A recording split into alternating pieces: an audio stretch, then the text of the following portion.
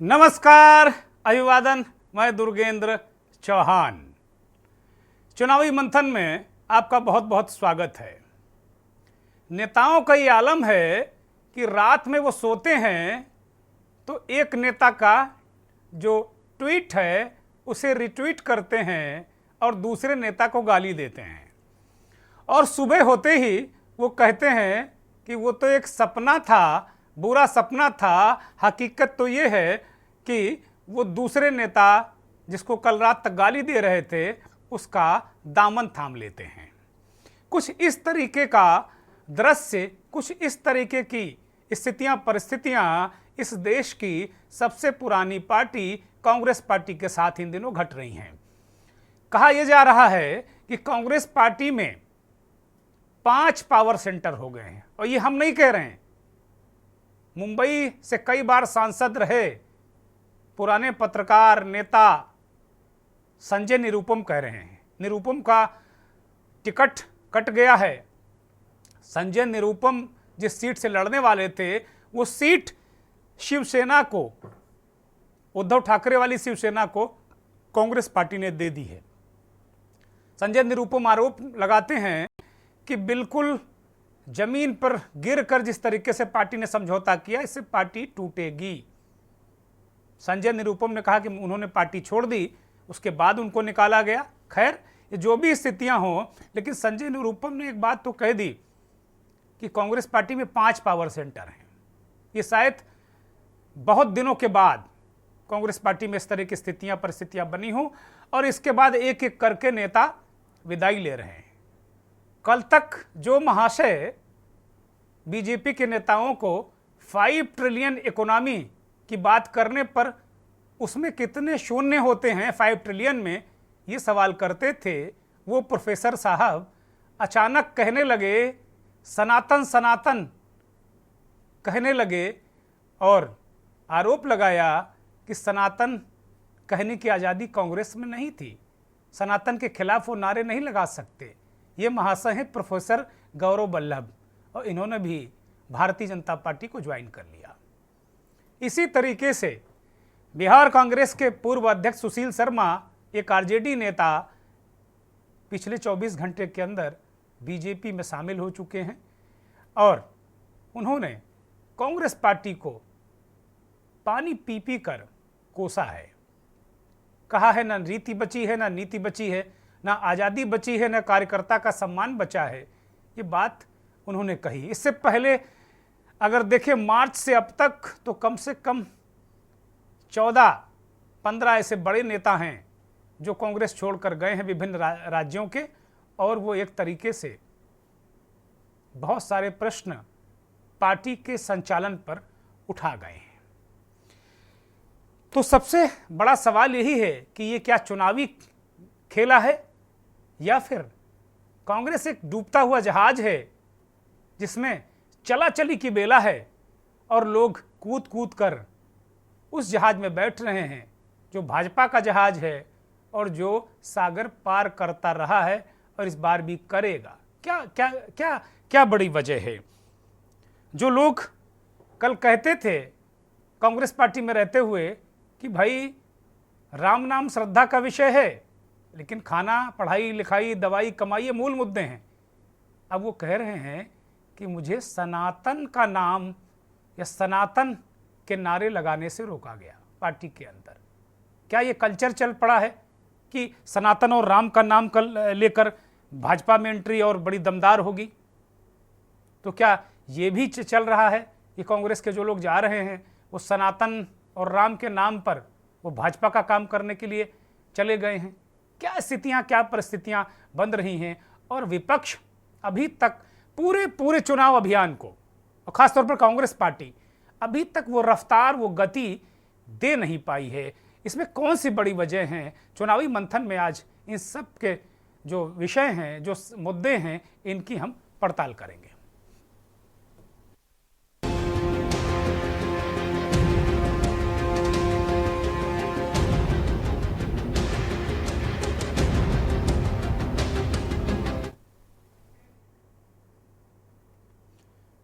तो कुल मिलाकर अगर देखा जाए तो लगातार नेताओं का एक तरीके से एक्सपोर्ट हो रहा है, कांग्रेस से बीजेपी की तरफ एक्सपोर्ट हो रहा है। ये पार्टी नहीं कर रहे, नेता अपने आप खुद ही एक्सपोर्ट हुए जा रहे हैं। जैसे क्रिकेट की संभावनाओं का खेल है, उसी तरह सियासत भी संभावनाओं का खेल है और इसमें हित सबसे ऊपर रहते हैं। यहाँ कोई परमानेंट दोस्त या दुश्मन होता नहीं है, कोई कभी भी पाला बदल सकता है, कोई नेता किसी भी पार्टी में जा सकता है, कोई किसी का विरोधी हो सकता है, कभी दोस्त बन सकता है और कभी राजनीतिक दुश्मन। लोकसभा चुनाव में कुछ इसी तरीके के तेवर नेताओं के देखने को मिल रहे हैं। एक विशेष रिपोर्ट देखिए, फिर हम चर्चा करेंगे। लोकसभा चुनाव से पहले हर दल में उठापटक जारी है। नेता अपना सियासी करियर देखते हुए उछल-कूद मचा रहे। इसी कड़ी में कांग्रेस को 24 घंटे के भीतर 3 बड़े झटके लगे हैं। इसमें विजेंद्र सिंह, संजय निरुपम के बाद अब गौरव वल्लभ का नाम भी जुड़ गया है। 21 घंटे पहले राहुल के लिए विजेंद्र ने की थी बॉक्सिंग। जैसे क्रिकेट को संभावनाओं का खेल कहते हैं, ठीक उसी तरह से सियासत में हित सबसे ऊपर होता है। यहाँ कोई परमानेंट दोस्त या दुश्मन नहीं होता है। बॉक्सर से पॉलिटिशियन बने विजेंद्र सिंह भी इससे अछूते नहीं रहे। लोकसभा चुनाव से ठीक पहले उन्होंने कांग्रेस का दामन छोड़कर भाजपा का दामन थाम लिया। मजेदार बात यह है कि सियासी उठापटक के महज 21 घंटे पहले उन्होंने राहुल गांधी के लिए बॉक्सिंग की थी। बॉक्सर विजेंद्र सिंह कांग्रेस छोड़कर बीजेपी में शामिल हो गए हैं। उनके इस फैसले के बाद एक पोस्ट काफी चर्चा में है, जो कि 21 घंटे पहले की है। ये पोस्ट कांग्रेस नेता राहुल गांधी ने किया था। इसमें राहुल ने लिखा था, आज एक युवा ने मुझे ये वीडियो भेजा है। अब भ्रम और भय का जाल छोड़कर सच्चाई सामने आ रही है। अब की बार प्रोपेगेंडा के पापा की दाल नहीं गलने वाली। जनता खुद उन्हें आईना दिखाने को तैयार बैठी है। सनातन पर क्या बोले वल्लभ। कांग्रेस अभी बॉक्सर विजेंद्र सिंह के सियासी पंच और संजय निरुपम के हमले से उबर भी नहीं पाई थी कि 24 घंटे में गौरव वल्लभ के रूप में ट्रिपल अटैक का सामना करना पड़ा। गौरव ने बड़ी सधी हुई भाषा में कांग्रेस को आईना दिखाया और भटकी हुई पार्टी करार दिया।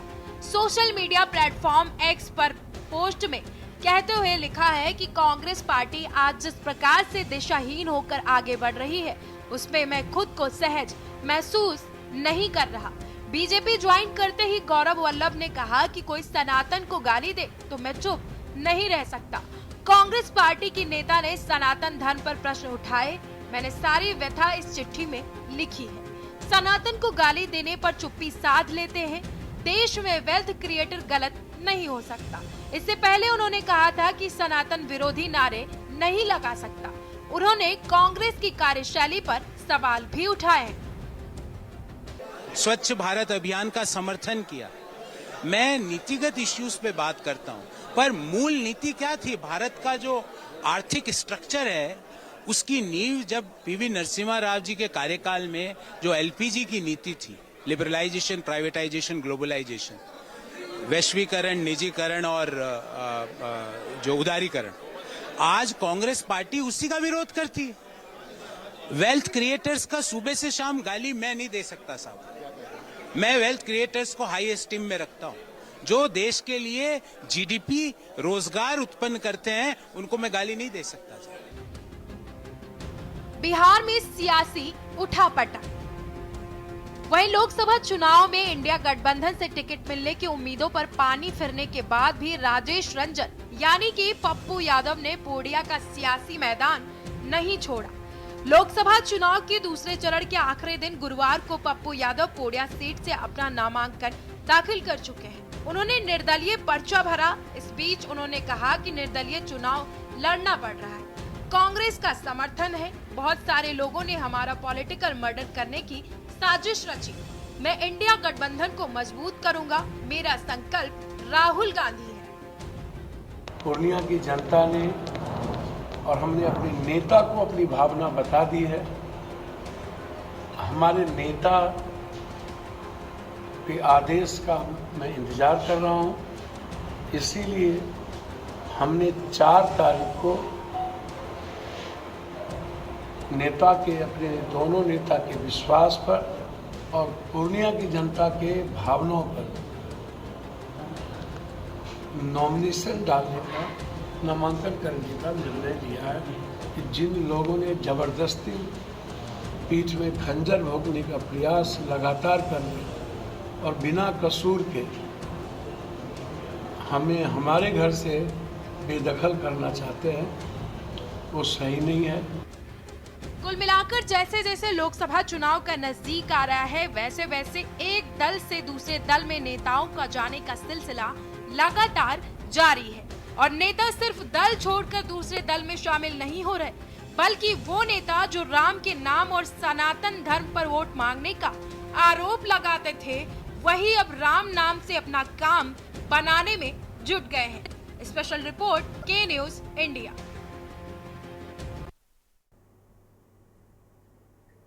गजब है राजनीति।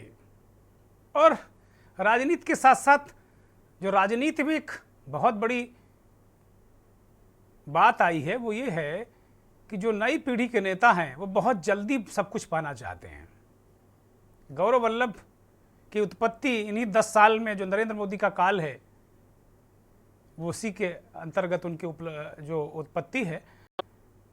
जिन अंबानी अडानी को गौरव वल्लभ पानी पी पी कर कोसा करते थे, उनको आज बीजेपी का जो भगवा पटका पहनते ही वेल्थ क्रिएटर कहने लगे।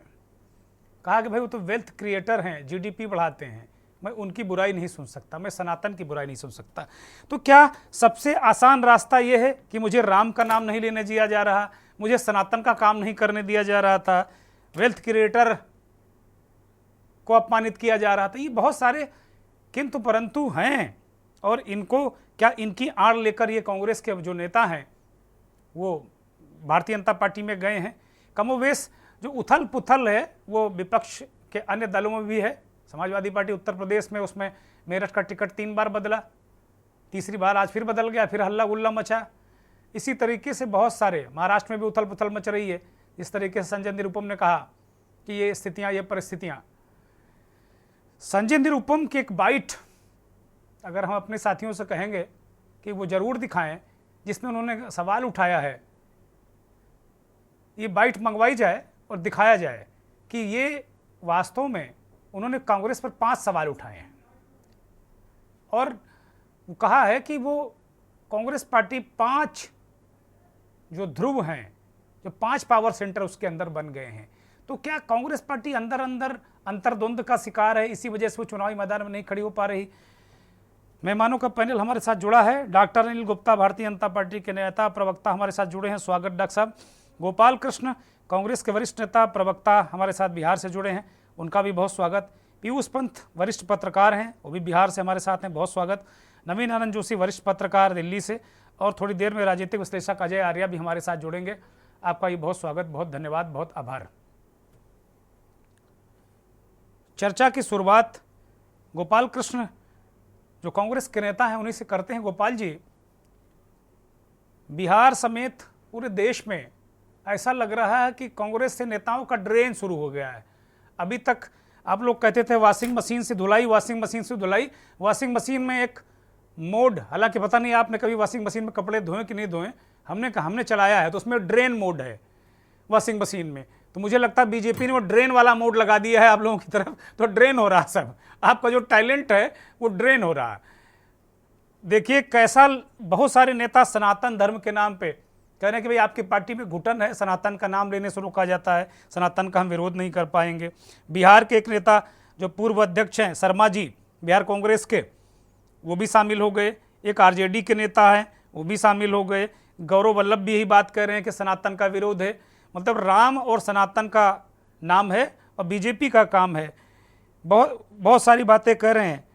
इसी तरीके से संजय निरुपम ने कहा कि भाई कांग्रेस पार्टी में 5 पावर सेंटर हैं। चुनाव में जब पार्टी बिल्कुल मैदान में उतर चुकी है, चुनाव की बिल्कुल रणभेरी बच चुकी है, चुनाव इस वक्त तो धड़ाधड़ नेताओं की रैलियां होना चाहिए, बहुत सारी चीज़ें होना चाहिए, लेकिन ये अंतर्द्वंद से पार्टी गिरी है क्या? क्या ये चुनावी खेला है और चला चली की बेला है क्या? गोपाल कृष्ण जी।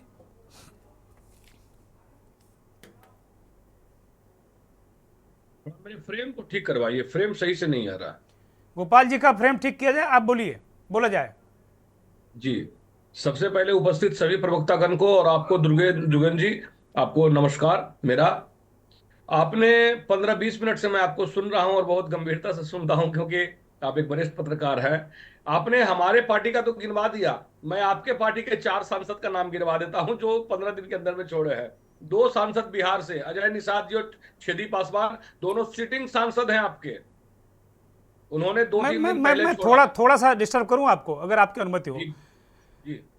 आपकी तरफ 14 लोग आए हैं, 14 सांसद और पूर्व सांसद आए हैं, 14 बीजेपी से आपकी तरफ 14 पूर्व सांसद आए हैं। आप मेरे साथ पहली बार बैठे हैं, इसलिए आपको ऐसा लग रहा होगा कि हम आपका पक्ष नहीं रख रहे हैं। दरअसल आज हम आपके पक्ष पर ज़्यादा बात करने के लिए आए हैं, इसलिए सवाल उठा रहे हैं, और उन नेताओं पर सवाल उठा रहे हैं जो शून्य गिनाया करते थे 5 ट्रिलियन इकोनॉमी में। तो कांग्रेस में जो 60 टर्म गेन वाले नेता हैं, जो आते हैं 2-4-5 साल में सोचते हैं कि हम सब कुछ बन जाएं, वो उन नेताओं को नहीं देखते जो 10-10, 20-20, 50-50 साल से लगे हुए हैं और वो बन पाए। मैं उस कल्चर की आज बात करने वाला हूं, बाकी आप स्वतंत्र हैं, आप कह सकते हैं, बोलिए।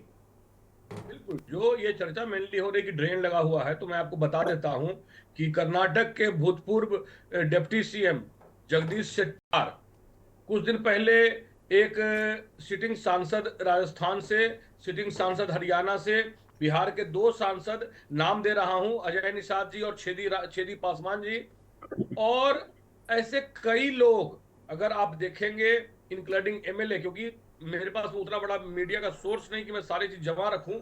कई लोग बीजेपी से जा रहे हैं लेकिन मीडिया उन्हें दिखाती नहीं है। मैं एक लाइन और ऐड कर देता हूं महोदय, पत्रकार महोदय। इमरजेंसी के समय आपको और किसी को भी ये आजादी थी कि वो इमरजेंसी वर्ड का उपयोग कर सके। आज की तारीख में वो आजादी नहीं है कि वो इमरजेंसी बोल सके। आज भी इमरजेंसी लगी हुई है इस देश में। आपने लगा दिया था इसलिए प्रयोग कर रहे थे, ये लगा देंगे तो उसको बोलने लगेंगे, वरना जेल चले जाएंगे। ये कहने हो सकता है बोलने पे जेल भी चले जाएंगे जी। आज अगर आप अभी गिनाएंगे ना, अगर आप अभी गिनाएंगे पिछले 1 महीने में कितने बीजेपी के लोगों ने छोड़ा है, तो जैसे आपको मैं एग्जांपल देता हूं, ये तो मैंने 4 सांसद का बताया ना, अभी 5वां सुन लीजिए। जयंत सिन्हा का जो टिकट आपने काटा, तो यशवंत सिन्हा जी कांग्रेस के पक्ष में हजारीबाग में प्रचार कर रहे हैं। आज का न्यूज है, आरएलडी और बीजेपी के कार्यकर्ता में बागपत में जम के लाठी चली है। अब उसके बाद कितने लोग छोड़ेंगे वो तो बात की बात है। तो ये हालात जो हैं भयावह हैं। सत्ता में रहते हुए, सत्ता की तरफ तो थोड़ा बहुत झुकान होता ही है, लेकिन सत्ता में विपक्ष में रहते हुए भी कांग्रेस की तरफ इतने बड़े बड़े सांसद आ रहे हैं। जगदीश शेट्टार जी छोड़ दिए, एक और पूर्व सीएम थे कर्नाटक में, वो भी बोल रहे थे कि छोड़ देंगे।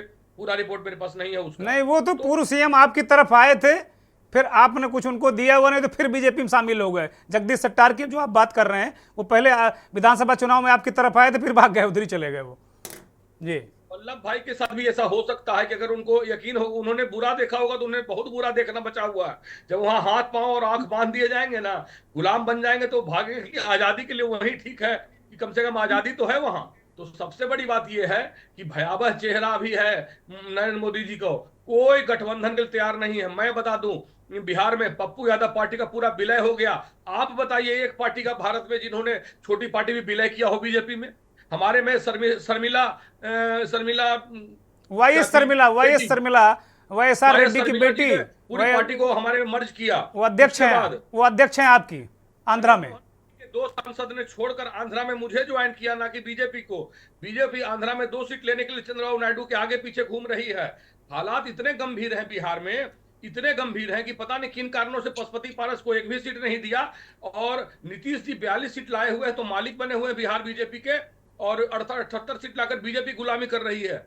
तो अगर यही बात संजय निरुपम कह रहे हैं कि आप शिवसेना की गुलामी कर रहे हैं वहां महाराष्ट्र में, गोपाल जी, यही बात संजय निरुपम कर रहे हैं। मैं कह रहा हूं कि जो आपके बड़े मजबूत नेता थे, जो आपके फेस थे, एक विजेंदर सिंह मुक्केबाज जिनको आपने दिल्ली से चुनाव लड़ाया था, उनका तो अजब कहानी है। राहुल गांधी का वो रात में रिपोस्ट करते हैं एक्स पर, और जब उनसे पूछा जाता है कि भैया रात तक तो राहुल गांधी के गुण गा रहे थे और मोदी को आप गरिया रहे थे, और सुबह होते ही ऐसा क्या हो गया, तो बोले वो रात का बुरा सपना था, हमें लगा आप देश के लिए यही पार्टी। इस तरह के लोग हैं पार्टी में आपके। हालत ये बीजेपी की है, इतनी बुरी हालत है कि भारत के इतिहास में जितना बीजेपी ने इस बार सिनेस्टार्स को, मतलब हिंदी में कहेंगे नचनिया तो बुरा मान जाइएगा, तो अंग्रेजी में कह देते हैं सिनेस्टार्स को, इतनी टिकट निरहुआ, रवि किशन, मनोज तिवारी, धर्मेंद्र, हेमा मालिनी, सन्नी देओल, अमिताभ बच्चन, ऐसा लग रहा है कि पूरा फिल्म इंडस्ट्री बना रहे हैं। अभिषेक बच्चन पता नहीं शोले बनाएंगे, मोदी जी क्या बन जाएंगे, गब्बर बन जाएंगे, कह नहीं सकते हैं। बहुत बुरे हालात हैं नरेंद्र मोदी जी के। इनके सांसद आज बिहार में आरके सिंह, आज की बात है, 1 घंटा पहले आरके सिंह का काफिला रोक लिया, लोगों ने 10 साल का हिसाब मांग लिया, भाग लिए वहां से। 10-12 दिन पहले की बात है, संजीव बलियान जी के गाड़ी पर काफिला पर हमला हुआ। अगर मैं गिनाने लग जाऊंगा महोदय तो बहुत बड़ी लिस्ट है, इसलिए आप कुछ और प्रवक्ता को बोलने का मौका दीजिए। आप चिंता ना करो, आप एक दो बार हमारे साथ बैठोगे तो आपको पता चल जाएगा हम लोग कैसी डिबेट करते हैं, कैसी पत्रकारिता करते हैं। जितने आपने गिनाए होंगे मैंने कभी किसी को छोड़ा नहीं है। मैं कोशिश करता हूँ संतुलन बना रहे सत्ता पक्ष और विपक्ष में।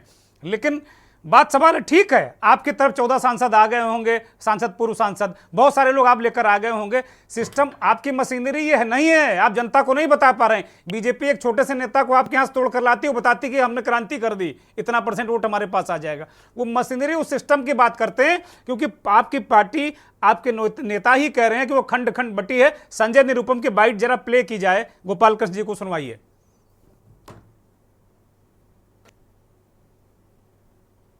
A4 साइज का एक कागज कांग्रेस पार्टी ने आखिरकार बर्बाद कर दिया, ऐसा मेरा मानना है।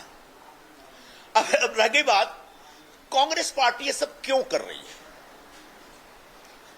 कांग्रेस पार्टी इस समय एकदम से संरचनात्मक ढंग से देखा जाए तो बिखरी हुई पार्टी है। वैचारिक तौर पर तो दिशाहीन है, ऐसा कई लोगों ने कई बार कहा, कांग्रेस पार्टी के लोगों ने ही कहा। लेकिन संरचनात्मक तौर पर एक पूरी तरह से बिखरी हुई पार्टी है। पहले कांग्रेस में एक पावर सेंटर हुआ करता था और उसका एक कॉकस होता था, उसके एक कोटरी होते थे, दरबारी होते थे, और उसके खिलाफ बाकी लोग लड़ते रहते थे या संघर्ष करते रहते थे। इस समय कांग्रेस पार्टी में 5 पावर सेंटर्स हैं। आप चौंक जाएंगे सुनकर के, लेकिन ये सब हमने अनुभव किया हुआ है। अब पूछेंगे 5 पावर सेंटर कौन कौन से हैं, और पांचों के अपने कॉकस है, पांचों की अपनी लॉबी है, और पांचों की जो लॉबी है वो आपस में टकराती रहती है, एक दूसरे को मारने में लगी रहती है। और उसमें बहुत सारे लोग, हमारे जैसे लोग जो किसी भी लॉबी का कोई बाहरी हिस्सा नहीं है, वो अक्सर तकलीफ में रहते हैं। और मैं अकेला नहीं, ऐसे लाखों लोग हैं कांग्रेस पार्टी से जुड़े। तो जो 5 पावर सेंटर है उसमें सबसे पहले तो परम आदरणीय सोनिया गांधी जी का एक पावर सेंटर है, उनके आसपास के लोग हैं।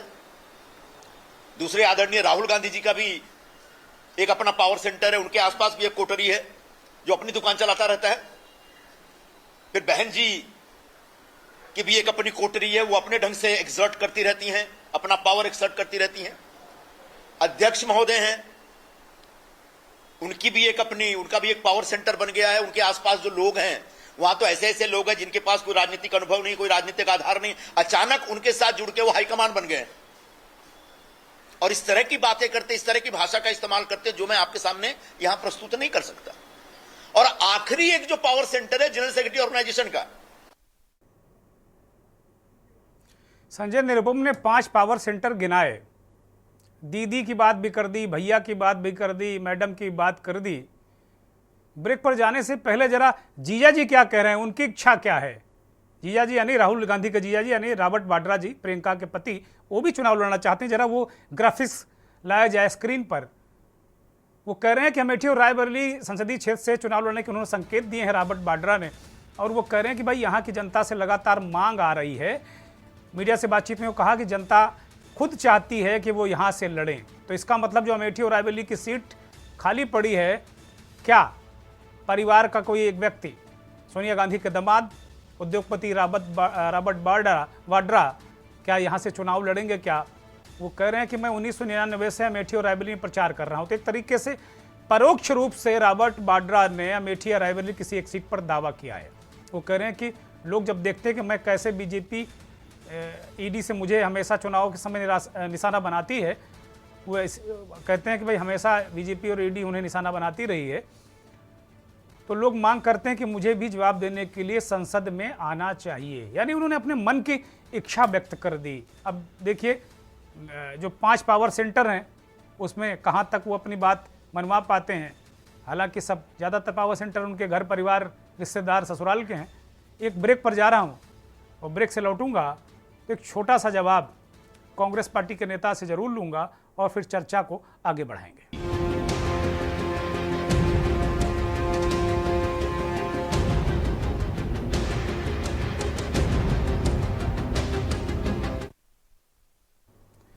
ब्रेक से वापस आ गए हैं। चुनावी खेला या चले चली की बेला, ये चर्चा का विषय है। राम और सनातन का नाम, क्या बना भाजपा का काम? ये दो बिंदुओं के इर्द गिर्द हमारी ये चर्चा है। लेकिन बहुत सारे इसको जब इस पर चर्चा करते हैं तो पप्पू यादव की बात भी होती है, रॉबर्ट वाड्रा की बात होती है, बहुत सारे लोगों की बात होती है। छोटा सा जवाब चाहूँगा गोपाल कृष्ण जी से, जो उनकी ही पार्टी में 20-22 साल से संजय निरुपम बहुत पुराने नेता हैं, शिवसेना से कांग्रेस में आए थे, एमपी भी रहे कई बार। वो सवाल उठा रहे हैं कि 5-5 पावर सेंटर हैं और आपके बिहार के एक प्रवक्ता, वो हमारी बिरादरी से आते हैं, असितनाथ तिवारी, वो भी तो 3-4 दिन पहले इस्तीफा दे गए, कोई कारण नहीं, किसी से कोई शिकायत नहीं। लेकिन हमको लगता है उनको भी कोई उम्मीद रही होगी, लोकसभा चुनाव या कहीं उम्मीद रही होगी। तो पार्टी जनता और अपने नेताओं की उम्मीदों पर खरी क्यों नहीं उतर रही? 5-5 पावर सेंटर की लोग बात कर रहे हैं खुलेआम।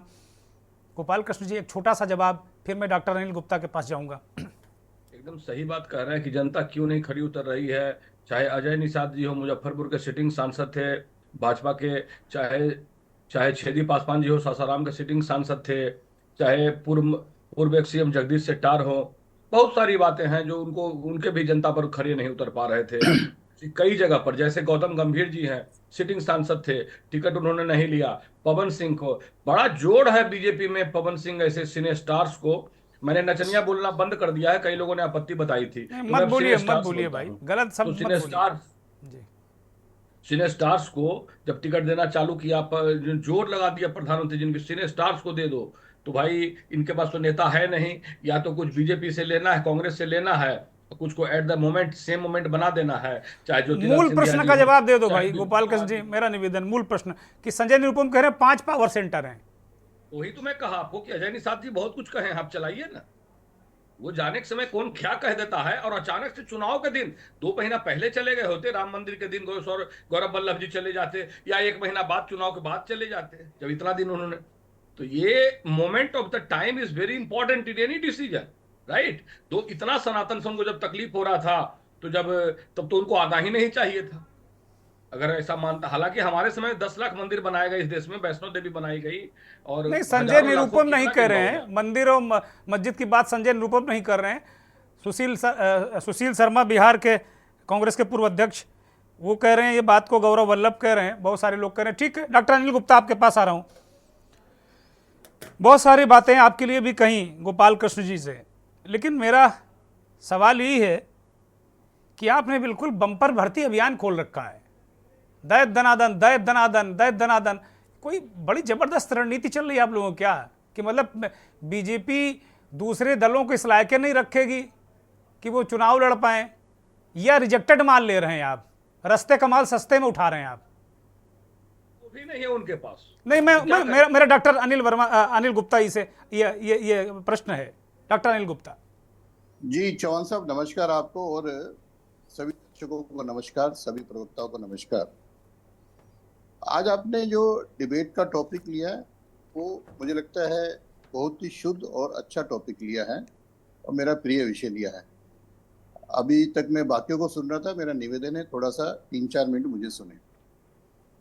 देखिए, भारतीय जनता पार्टी है क्या? जब से हमने भारतीय जनता पार्टी ज्वाइन की, हमें एक ही चीज सिखाई गई कि सबसे पहले देश, फिर पार्टी और फिर संघ। कांग्रेस में क्या होता है या बाकी पार्टियों में क्या होता है, पहले मैं, फिर मेरा परिवार। अपने बारे में बताइए, फिर मैं बताऊंगा कांग्रेस में क्या होता है। अपने बारे में बताइए कि सब रेलवे अडानी को बेच दिए, यही आप बोलने दीजिए गोपाल कृष्ण जी। देखिए, बड़े धैर्य से उन्होंने सुना, गोपाल कृष्ण जी उन्होंने बड़े धैर्य से सुना, सुनने दीजिए, फिर आप आइएगा। बोलिए डॉक्टर अनिल गुप्ता, बोलिए। मुझे हुआ चौहान साहब, आप जैसे वरिष्ठ पत्रकारों के डिबेट में मैं आधे घंटे से सुन रहा था, जब कांग्रेस की बौखलाहट नजर आती है, तो वैसे ही आप बोलिए, इंटरफेयर आप करते विषय हैं। पर बोलिए, छोड़ दीजिए हाँ, उनको, बोलिए। मैं नहीं, पर ये इनको बताना जरूर है कि ये चौहान साहब का डिबेट है, किसी अरे गहरे का डिबेट नहीं। नहीं नहीं, मैं बहुत साधारण व्यक्ति और हूं। मैंने पहले ही प्रार्थना की थी, मुझे 3-4 मिनट बोलने दिया जाए। बोलिए बोलिए, निर्बाध रूप हाँ, से बोलिए, निर्बाध बोलिए, सुनिए बोलिए। सुनिए, जब ये सोच पार्टी में होती है कि पहले देश फिर पार्टी फिर मैं, आप देखिए देश के अंदर 97 इलेक्टोरल वोटर हैं, यानी कि 97 करोड़ वोटर्स हैं देश में, और टोटल वोटर्स के 15% के करीब हमारी पार्टी के सदस्य हैं। हम विश्व की लार्जेस्ट पार्टी है, ये आप समझ लीजिए। जी। अभी 100 से ज्यादा सांसदों को पार्टी ने दूसरा काम दिया, चुनाव नहीं लड़वाया। अपवाद छोड़ के सभी सांसद पार्टी के काम में चुनाव के काम में लगे हुए हैं, चाहे कोई कहीं का प्रभारी है, चाहे कोई का प्रभारी है, चाहे कहीं का प्रभारी है। ये शो करता हमारी पार्टी में कितना डिसिप्लिन है। अब इन्होंने 2-3 नाम लिए, गौतम गंभीर जी का लिया, बाकी का लिया। मनोज तिवारी जी दिल्ली के अध्यक्ष रहे हैं, तीसरी बार चुनाव लड़ रहे हैं। रवि किशन जी भी चुनाव दोबारा लड़ रहे हैं। पार्टी में जुड़े, पार्टी की नीतियों से जुड़े हैं, और 99.9999% मैं आपको चैलेंज करके कहता हूं, पार्टी में डिसिप्लिन है, क्योंकि पार्टी का एक सिद्धांत है। मैं 2 एग्जाम्पल देता हूं। 1951 में जनसंघ का निर्माण हुआ। जब देश की बात आई इमरजेंसी में, तो हमने अपनी पार्टी का विलय जनता पार्टी में किया था। पहली बार हुआ शायद कि देश के लिए अपनी पार्टी का विलय जनता पार्टी में किया। और 6 अप्रैल 1980 को भारतीय जनता पार्टी का सत्ता छोड़ी थी, क्योंकि हम सब लोग मूलतः स्वयंसेवक हैं। 6 अप्रैल 1980 भारतीय जनता पार्टी की स्थापना हुई थी। तो हमारे लिए देश पहले हैं, उसके बाद पार्टी है, उसके बाद हम स्वयं हैं। जब इस सोच से हम काम करते हैं तो हमें खुशी होती है। मोदी जी जब कहते हैं कि इस चुनाव में हम 10 साल में जो हमने काम किए हैं, उस नैरेटिव पे हम देश की जनता के बीच में जा रहे हैं। अभी पशुपतिनाथ पारस जी की बात की इन्होंने, जरा उनका लेटर देख लीजिए जो माननीय प्रधानमंत्री जी को लिखा उन्होंने। 2 दिन पहले वो हमारे माननीय राष्ट्रीय अध्यक्ष श्री जेपी नड्डा जी से मिले। उन्होंने कहा कि मैं एनडीए का हिस्सा हूं, मैं देश के लिए काम करता रहूंगा।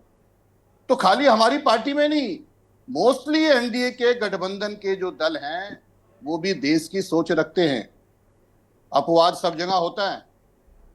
आपने 2 नाम गिनाए, पर आपने ये नहीं कहा कि 100 से ज्यादा सांसद। और क्या सांसद ही किसी की बपोती है क्या?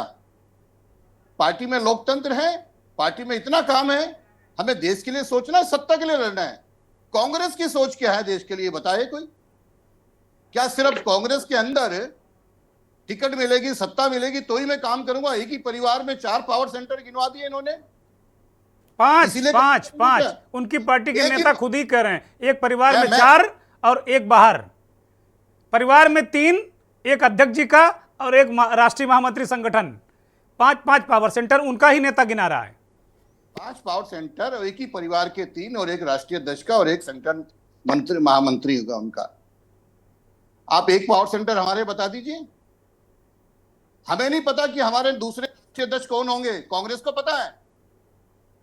हमें नहीं पता हमारा सांसद आने वाला कौन होगा जब तक पार्टी डिक्लेयर नहीं करती। पर हमें यह पता है कि जो भी होगा पार्टी का कार्यकर्ता होगा और उसकी सोच देश के लिए होगी, ये तय है। ये सिर्फ हमारी पार्टी में, विश्व की लार्जेस्ट पार्टी, 13 करोड़ से ज्यादा, मैंने कहा था जितने इलेक्टोरल है 97 के 15% हमारी पार्टी के सदस्य हैं। और अगर उसमें आप 0.0001% भी एग्जाम्पल दे दें कि उधर चले गए उधर गए, तो काउंट होती हैं। आपके कितने सदस्य हैं साहब कांग्रेस के, बता दीजिए कितने छोड़ के जा रहे हैं? ठीक है, ठीक है। अनिल गुप्ता जी कंप्लीट करें। अनिल गुप्ता जी, जब आपके पार्टी को छोड़ के जाते तो आपको कोसते हैं वो। ठीक है, होता है। ठीक है, ठीक है। एक छोटा सा जवाब चाहूंगा मैं गोपालगंज जी से। गोपालगंज जी वो सवाल सही उठा रहे हैं। वो कह रहे हैं कि 100 सांसदों को टिकट काटे, उसमें चंद आपके साथ आ गए होंगे, लेकिन बाकी सब सर झुकाकर पार्टी के साथ काम कर रहे हैं। तो यही तो पार्टी विद डिफरेंस है, यही भारतीय जनता पार्टी है। ये थोड़ी है कि पता चला कि गौरव वल्लभ विधानसभा का चुनाव हो रहे लड़े, चौथे नंबर पर रहे, हार गए, सांसदी का भी टिकट चाहिए, नहीं टिकट मिला, बोले सनातन के नाम पर हमारा उत्पीड़न हो रहा था। उत्पीड़न हो रहा था तो हमारे भी चंद चले गए। जब चंद आप जोड़ रहे हैं तो आपको एक चीज और जोड़ देते हैं, भाई साहब को नहीं मालूम है कि कांग्रेस ने इस देश का निर्माण किया है। जो आज बेच रहे हैं ना LIC, वो कांग्रेस का बनाया हुआ है अडानी जी को। यहाँ एक पावर सेंटर है और वो है अडानी, और उसको तानाशाही कहा जाता है। अडानी पोर्ट्स ड्रग्स इंपोर्ट के लिए वर्ल्ड में लार्जेस्ट ट्रांजिट पोर्ट है वो, फॉर इंपोर्टिंग द ड्रग्स। आपके यहाँ से तो बहुत तगड़ा एक्सपोर्ट चल रहा है गोपाल जी, आपका दिल भी जानता होगा, जबरदस्त निर्यात चल रहा है नेताओं का। आप देख लें तो बीजेपी, अभी एक ADR की रिपोर्ट आई थी कि 616 नेता जिसमें सांसद विधायक हो आपकी पार्टी से इंपोर्ट हो गए। तो बड़े जबरदस्त तरीके से आप एक्सपोर्ट कर रहे हैं, निर्यात कर रहे हैं नेताओं का, यह हो रहा है। मैं देख दूंगा, वो बीजेपी से कहीं कम है, बीजेपी से ज्यादा लोग माइग्रेट किए हैं, ये गारंटी मैं दे रहा हूं। और चलिए ये विषय नहीं, बाकी मेहमानों को भी चर्चा में शामिल करते हैं। डॉक्टर अनिल गुप्ता, मैं आऊंगा आपके पास, लौट कर आऊंगा, चूंकि काफी बहुत सारे पत्रकार हमारे साथ जुड़े हुए हैं। डॉक्टर अनिल आर्या हमारे साथ राजनीतिक विश्लेषक जुड़े हैं, जल्दी से बोल लीजिए, जल्दी से अनिल गुप्ता जी, जल्दी से कुछ कहना हो कहिए प्लीज। गोपालगंज जी शांत हो जाइए, गोपाल जी प्लीज शांत हो जाइए जी। चौहान साहब, मेरा ये निवेदन है, इनको जरा पढ़ के आना चाहिए। इस साल का GST, एक मिनट सर सुन लीजिए, मैंने सुना आपको। इस साल का GST कलेक्शन 20.5 लाख करोड़ रुपए हैं। देश के क्या फायदा हुआ उससे? अरे ठीक है, GST पे चर्चा कर लें, मैं मान गया डॉक्टर साहब, मैं मान गया। गोपाल जी, मैं पीयूष पंत की तरफ रुख करूंगा। पीयूष पंत, कांग्रेस ने क्या पेच फंसा दिए क्या सारे, पप्पू यादव को मझधार में छोड़ दिया। अरे भाई, जब आप कुछ करने की स्थिति में नहीं थे, आपकी कोई हैसियत नहीं थी, आपने पप्पू यादव को विलय करा के मझधार में छोड़ दिया। संजय निरुपम आपका सिपाही लगातार दहाड़ रहा था आपके लिए, आपने उसका दिल निकाल दिया, दिल निकाल के जामुन के पेड़ पर टांग दिया, कहा जाओ। मैं आ रहा हूं, आप रिस्पॉन्ड बाद में करिएगा, अभी पीयूष पंत से सवाल है। पीयूष पंत, जैसा लोग कह रहे हैं कांग्रेस पार्टी का कैंपेन भी अब उस तरीके से बढ़ नहीं पा रहा, विपक्ष पूरा इस तरीके से ग्रसित थे, क्या स्थितियां, क्या परिस्थितियां देख रहे हैं? मैं ये नहीं कहता कि बीजेपी में बिल्कुल शांत है, मैं ये बिल्कुल नहीं कहता, वहां भी रोना पिटना मचा हुआ है, कई सांसद आंसू बहा रहे हैं जिनका टिकट कटा है, मैंने तस्वीरें कल भी दिखाई थी। पीयूष पंत, देखिए दुर्गेन जी, इस बार का चुनाव जो है बड़ा विस्फोटक होने जा रहा है। वो स्थितियां कम से कम जो है, चुनाव न भी हो तो स्थितियां विस्फोटक हो रही हैं, और किसी को नहीं पता है, बड़ी अनसर्टेनिटी है। वो कोई भी पार्टी है, कांग्रेस से लेके भाजपा तक में जो है बड़ी अनसर्टेनिटी है, तय नहीं हो पा रहे कैंडिडेट्स। गठबंधन है तो वहां पे सीट शेयरिंग नहीं तय हो पा रही है। भाजपा का भी यही हाल है, भाजपा में भी, कांग्रेस का भी यही हाल है, दूसरी पार्टी का भी यही हाल है। तो पूरा का पूरा एक परिदृश्य ही ऐसा लग रहा है कि कहीं चुनाव जो है कहीं फंसा हुआ लग रहा है, और कोई भी पार्टी सुनिश्चित नहीं है। देखिए उसका कारण है, क्योंकि पार्टियां जो है अभी तो एक, शायद संजय निरुपम ने ये कहा कि दिशाहीन हो गई है। तो दिशाहीन तो पहले ही थी, दिशाहीन तो पहले ही थी, अब तो बहुत गंभीर स्थिति बता रहे हैं, 5 पावर सेंटर है वो। सारी पार्टियां दिशाहीन हो चुकी हैं, क्योंकि देखिए सत्ता में बैठने की होड़ लगी हुई है पूरी, और उसी हिसाब से ये हो रहा है कि दूसरी पार्टियों के लोगों को भी अपने यहाँ लाया जा रहा है या उनका वेलकम किया जा रहा है। तो ये हर पार्टी में हो रहा है, एक कांग्रेस में लगातार हुआ इधर, इसलिए ये बात चर्चा का विषय बन रही है। लेकिन वो पार्टी, भारतीय जनता पार्टी जो है, जो सत्तारूढ़ पार्टी है, और जिसमें मोदी का चेहरा है, जो ये कह रहे हैं कि गारंटी है तीसरे टर्म की, उसके बड़े जो दिग्गज सांसद 2-2 बार सांसद रहे हैं, उनको टिकट नहीं दिया गया है, वो छोड़ के आ रहे हैं उसमें। लेटेस्ट तो वही निषाद जी का है। उसके अलावा आप राजस्थान में देखिए, मध्य प्रदेश में देखिए, आप जो है कि हिसार में देख लीजिए, आप ये हो रहा है, सब पार्टियों में हो रहा है।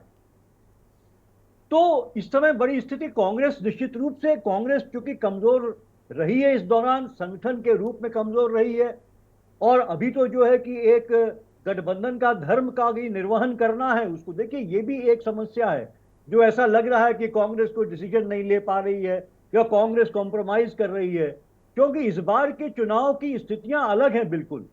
क्योंकि जिस तरीके से भारतीय जनता पार्टी चल रही है, शासन कर रही है, और जिस तरह से हम देख रहे हैं कि लोकतंत्र का धीरे धीरे जो है आघात लोकतंत्र पे हो रहा है, संस्थाएं कमजोर हो रही हैं, हम अपने आंखों से देख रहे हैं।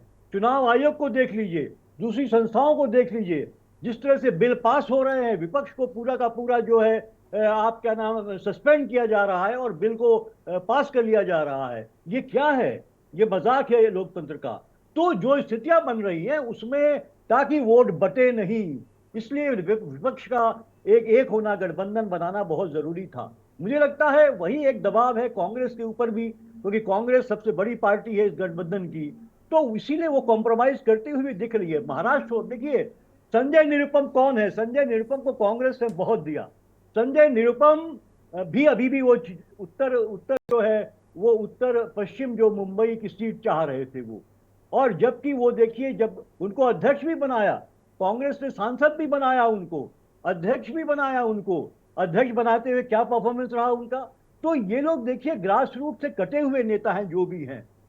ये जो बल्लभ साहब हैं, क्या है वो एक एकेडमिशियन रहे हैं। वो उनको इतना बड़ा चीज कांग्रेस ने दी लगातार, उन्होंने कांग्रेस को क्या दिया?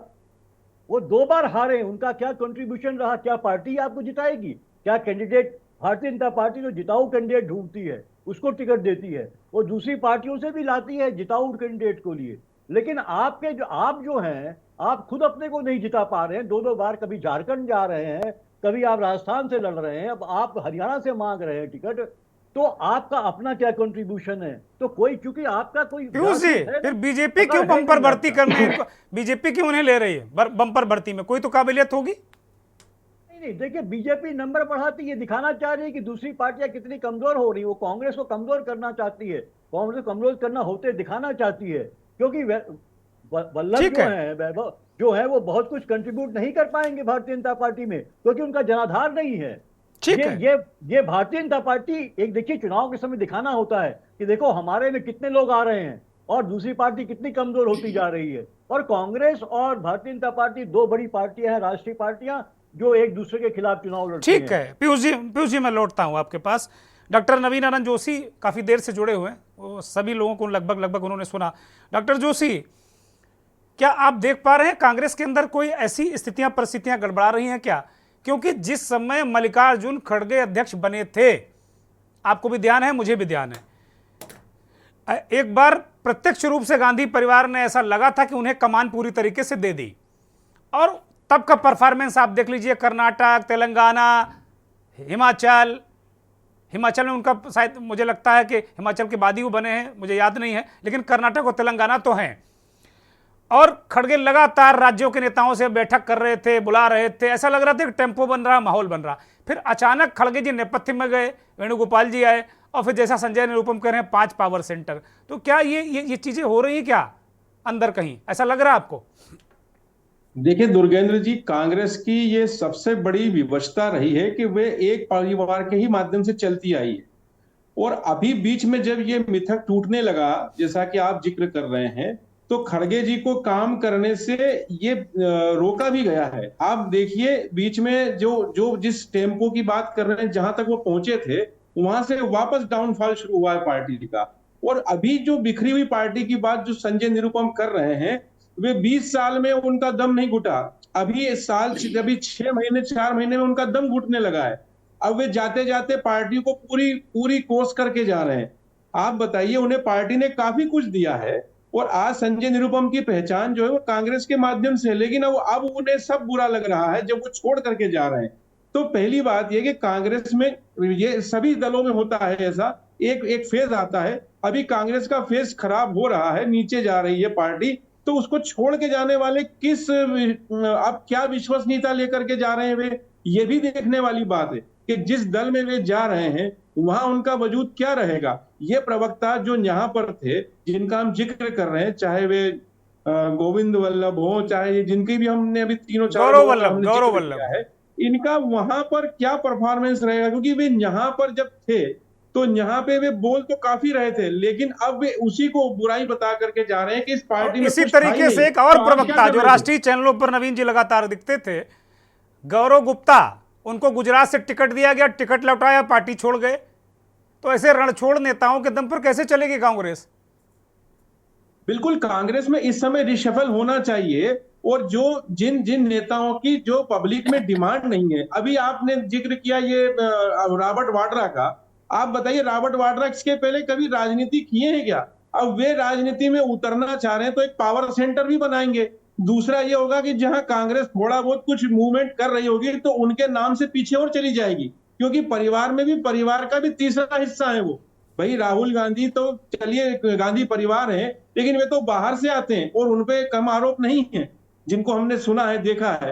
तो अब यदि वे अमेठी या रायबरेली जैसी सीट मांगेंगे जो कांग्रेस की परंपरागत सीटें हैं, तो वहां पर कांग्रेस का वजूद कहां रहेगा?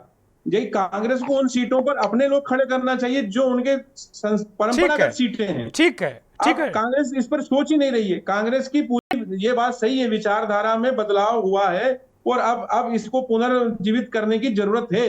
ठीक है। तो इसलिए अच्छे लोगों को आगे लाना पड़ेगा, न कि वे लोग जो जिनके चेहरे से, जिनके बातों से, जिनके नामों से लोग खौफ खाते हैं, उन्हें आगे लाना चाहिए। ठीक है, अजय आर्या की तरफ रुख करेंगे। डॉक्टर अजय आर्या, वर्तमान परिस्थिति में अगर देख रहे हैं तो एक ड्रेन जैसा कांग्रेस की तरफ से दिख रहा है, और बाकी कांग्रेस के नेता कह रहे हैं कि भाई उनके लोग भी, बहुत सारे बीजेपी के लोग भी उनकी तरफ आए। लेकिन एक आंकड़ा अभी बीजेपी की प्रवक्ता डॉक्टर गुप्ता ने कहा कि भाई हमारे यहाँ 100 सांसदों का टिकट कटा, 10-5 इधर उधर हो गए होंगे, लेकिन बाकी सर झुकाकर काम कर रहे हैं। ये क्या चुनावों में इस तरीके का नैरेटिव सेट किया जाता है कि साहब कांग्रेस खत्म हो गई, बहुत सारे लोग हमारे पास आ गए, या ये नेता नमक हराम है कि जब तक ये मौज करते रहे? बड़ा कठोर शब्द इस्तेमाल कर रहा हूं, नमक हराम। डॉक्टर अजय। दुर्गेश जी, इतने कड़े शब्दों का तो मैं प्रयोग नहीं कर पाऊंगा। और जो आपके डॉक्टर अनिल गुप्ता जी, भारतीय जनता पार्टी के प्रवक्ता, जो बात कह रहे हैं, स्वाभाविक है, क्योंकि भारतीय जनता पार्टी के हैं तो वो ऐसी बात कहेंगे। और निश्चित तौर पे जो हमारे कांग्रेस के प्रवक्ता हैं वो इस तरह बात कहेंगे कि बीजेपी से तमाम नेता हमारे पास आ रहे हैं। ये सब देखिए, चुनाव के समय ऐसा होता है। जो भी पार्टी होती है, सत्तारूढ़ दल होता है या विपक्षी दल होता है, वो इस तरह का ड्रेन दिखा के एक दूसरे को कमतर आंकने की, एक परसेप्शन बनाने की कोशिश करता है कि फला जहाज डूब रहा है, इसलिए वहां से लोग भाग करके हमारे पास आ रहे हैं। पर वास्तविकता इससे बहुत इतर है और बहुत दूर है। जिस भी नेता को जहां भी मौका नहीं मिलता या टिकट नहीं मिलता या ठीक प्लेसमेंट नहीं होती है, तो अमूमन देखा गया है पिछले 20-30 वर्षों में, जब ज्यादातर पार्टियां वैचारिक रूप से कमजोर ही होती चली गई हैं, तो वो एक दूसरे को छोड़कर भागते ही भागते हैं। इसमें कोई बहुत बड़ी बात नहीं है, इसको बहुत उस तरह से नहीं देखना चाहिए कि भगदड़ मच गई है। एक बात। दूसरी बात, अभी जिक्र हो रहा था कि गौरव वल्लभ चले जा रहे हैं, प्रवक्ता रहे हैं कांग्रेस के, या संजय निरुपम जा रहे हैं, वो भी प्रवक्ता भी रहे और बंबई में, महाराष्ट्र की राजनीति में बड़े चेहरे हैं।